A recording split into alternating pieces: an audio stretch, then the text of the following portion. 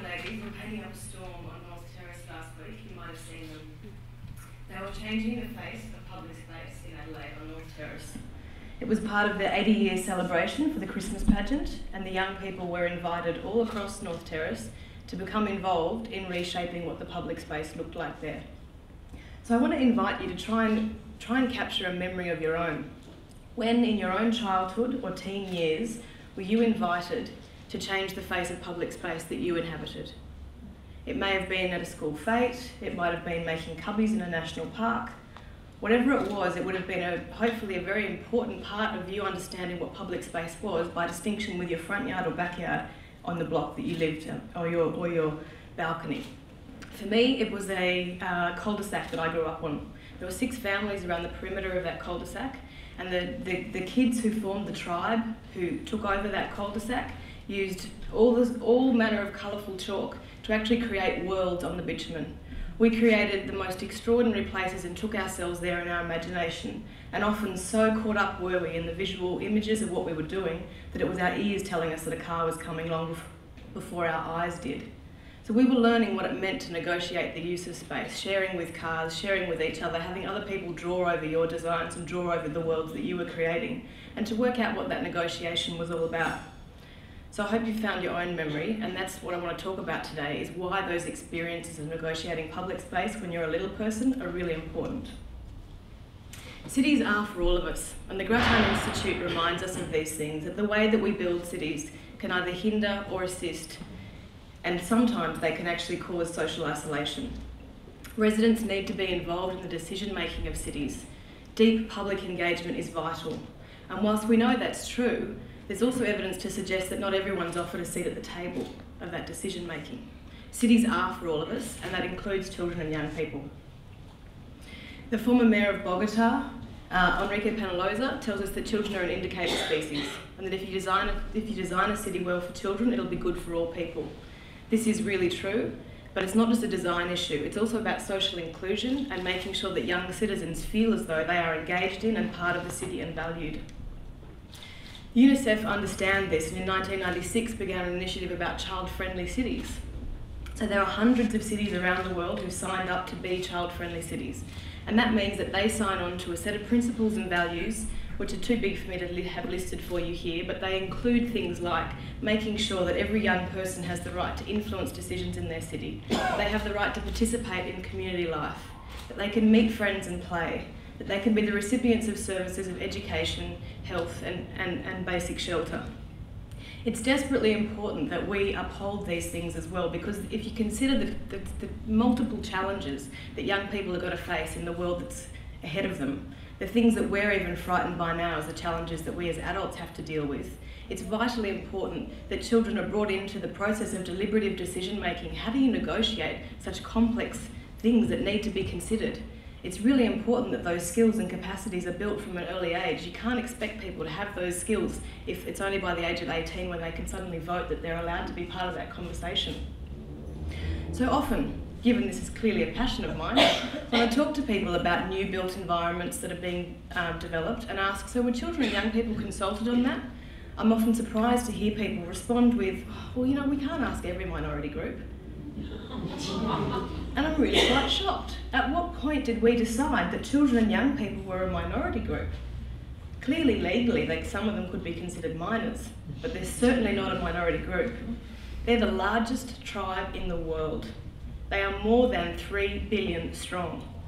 This is not a group that we can ignore. Children and young people must be involved in the discussion and decision making about our public spaces. That's how they will learn to respect and value what they're about and what the democratic principles that we want to enact in public spaces are about. So how do we do that? Well, I've just suggested in this talk 4 different ways that we can do that, and then I want to take you through some examples of those that have happened here in South Australia. So to begin with, it's about making sure that built environment education is part of curriculum. Why aren't we teaching it in schools more? Why aren't we discussing how built environments are made? What thresholds mean? Who gets to have a say in those decisions? Then also building networks between local schools and councils. It sounds obvious, and in some places it is happening, but I think you'd be surprised the number of places that it's not. When a new development is proposed, often councils need to consult with young people. Some have youth advisory committees, but they don't always work that well, and often they say they don't know where to go to talk to young people. The interesting thing is there's lots of schools. So if we had a better network, they weren't once-off occasions, but there was actually business as usual, was the council say, right, we need young people's decision on this, we'll go to the local school. Creating those networks actually needs some invigoration. It's also about creating platforms to amplify young people's voices, making space at the table and saying, we want to hear from you, and systematising inclusive participation. So the first example I wanted to show you is some of these happened within the 5,000 Plus project as part of the Child and Youth Friendly City Forum, and some more detail on that work is in the exhibition that you'll see or on the 5,000 Plus website. But the first example used the tool called Space Shaper, which was developed by CABE in the UK. It's actually a tool developed to enable community engagement in decision making about changes to public spaces like parks and local city malls and things like that.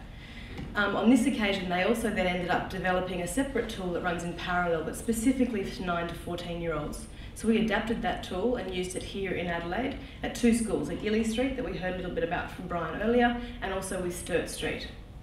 So this map of Adelaide, for those of you that aren't familiar with where Sturt Street and Gilly Street are, gives you that map. And we invited one class from each school, and we asked them to choose, the class got to choose, one institutional building and one open space in the city. And we took a walk to that place, and using these 8 themes from Space Shaper, asked the children their responses to the place relative to these themes. So we went through asking them about the uses of what could happen in these places, the access, how easy was it to get there, how well did they think it actually catered for other people's needs as well, how well did they think it was maintained, was it a safe environment, and so on. So Sturt Street chose to visit Warranendi Parklands, and they also went to the Adelaide Festival Centre. Gilly Street first analysed their own school, then they went and looked at a park in the northwest corner of Hindmarsh Square, and they went on to the State Library. And we videoed this work, and I'd like to show you a clip from that if it's going to work. We're going to join them in the design section. If you would be so kind as to play.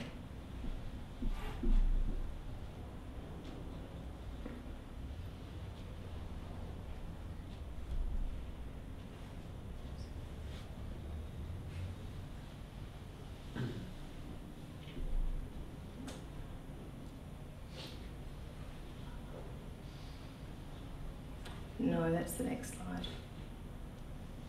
No luck? No luck. That just make it look good. The building. What was it about? It was about how they made it and designed it. And everybody thinks that it looks good. Yeah. There's heaps of space. There's a lot of healthy and a lot of wildlife. Is it slow? Yeah, it's quite unusual. Did you like the design of the library? Yeah. It's more, It has more resources that you can go to, and it has nice quiet things to sit down. Like there's more light than the last one. someone tell me why this place is important for kids, for you guys. Because it has lots of space and it's a fun place to run around. Makes me feel like I'm more in the nature. Makes me feel like I'm connected to the ecosystem. I'm a part of the ecosystem. I like the space where you run around and play. Yep. I like the air. I just like the area we are going to see, but it feels like it's not. Okay. And I like it, like there's nothing really major here, so you can just come here for a picnic or something, and it feels like you're way out. She says way out in the country. So hopefully that gives you a bit of a snapshot of what the feeling was and what the kinds of things the kids had to say. The reason we did this was to build their capacity, build their vocabulary around how they would discuss what they did like and didn't like about places, what terminology to use, and to feel more confident about doing that. Then we invited 6 students from Gilly Street and 6 from Sturt Street to come to the Child and Youth Friendly City Forum, which had 160 adults from very diverse backgrounds, from planning, architecture, education, child services and so on. And we had those kids on stage as their panel of experts in conversation with the Chief Executive of Education and Child Development, Keith Bartley. It was pretty phenomenal for the audience, and I know the kids got an enormous rap out of that feeling of being listened to by all these adults who really did care and wanted to hear what they thought of these places. And as Keith Bartley said, they're clearly the next generation of planners. So that's that work of kind of curriculum, having that actually in the curriculum builds their capacity to talk about these things and giving a platform of amplifying their voices. So then we used that same tool, Space Shaper, and applied it to a current development. So a lot of you would be aware of the development happening in Bowden. This image is taken from the north, looking south, and all of the area in all of those buildings in white are the proposed development. There's thousands of new families who are proposed to be moving into that area. So the green spaces between the buildings are going to be of vital importance as the public spaces that those kids are going to get to enjoy. There's a particular park in the foreground of this image that's on Gibson Street, and it's going to obviously be on the perimeter of the new development. So we invited a class of 6th graders from Brompton Primary School to tell us what they thought about this particular park on the perimeter, and we also invited 40 adults from a diverse group of professions and also local adults from the area. And we ran the two tools in parallel. So we had a group of kids for 3 hours visit the site, then come back to the classroom and answer some questions, and then we had the adults do the same thing. The questions that were answered were very similar. They're based around those 8 themes. The responses from those questions creates data that's put into a software package, analysed, and then creates an output of being able to describe what is similar about what the adults and children are saying and what's different. And what's really interesting is to see what would have been overlooked had the children not been asked. So that's showing it in action, but that particular tool can also be used in the classroom. Another example of trying to amplify young voices and make a platform for them, and this is a current project, is called Take Your Place. It invites all ages, but particularly children and young people, to create a 3-minute film about a place that's important to them. Upload it to a site using YouTube and Facebook. It'll get voted on as People's Choice Awards. The ones who win prizes. Some of them are actually from the Jam Factory. And they will then also have an outdoor screening at the end of the season. So it's creating a platform to hear from children and young people what places are important to them. This particular project, Project TAG, is a different age group altogether, 16 to 25-year-olds. And this came out of a UniSA course in architecture where graduates the course was students designing for the needs of youth at risk of homelessness. Excuse me. And then at the end of that course, we invited the students to participate in a design competition where they needed to design an installation somewhere in the city that would raise the profile of the issues of youth at risk. The winners of that were John Pagnozzi and Ellen Buttrose, and you see here some of the images of the design of that and their stages of design development. It was installed out the front of this building of Tuxedo Cat here on North Terrace. And the process of putting it together for John and Ellen was really important to actually ask clients of the Service to Youth Council, who are youth that are at risk of homelessness, to ask them what is the message that you would want the public to see on the big billboards that you saw in that previous image that are up above. So they took tours around the city and they, with digital cameras, took photos of the places that they felt safe in, the places they didn't feel safe in, and they workshopped what would from that imagery, what would be the message that they would want to have put up on these boards. Then they were assisted by students at the art school to actually to do the production of the artwork, and it was installed on National Youth Homelessness Matters Day in April this year. You might have seen it, it was up for 6 weeks. So the idea of this is really to create a public conversation to discuss this further. And this is what some young innovators can come up with as a way of invigorating these conversations in the city. Given it was there for 6 weeks, it actually asked people at that lower level of the blackboards, I wish to replace that, and invited other people to talk about what they wanted from the city. So I show you these by way of examples of things we have already done in South Australia that can invigorate this conversation about how we become a more child and youth-friendly city. There are international exemplars of where they've done this to demonstrate long-term value. And this is an example from the UK called My City 2, a youth participation program. We can have this kind of long-term impact that they've been doing for nearly 15 years now if we take the examples that we've already done, not as one-offs, but embed them as a long-term project, as a long-term part of what we want for Adelaide. As I said, there's really these 5 parts: to have in the curriculum, to have networks, the platforms, systematising and embracing young innovators. But essentially we need the commitment and the funds. I think the commitment's actually the more important part. actually getting the level of care in our community that decide that this is really important, that we can't not listen to young people.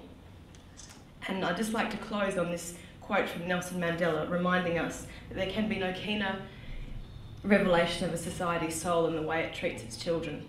Really, the opportunity to invite young people to the table is an opportunity that belongs to us. We're responsible for it, and I hope you'll join me in making sure we take that opportunity.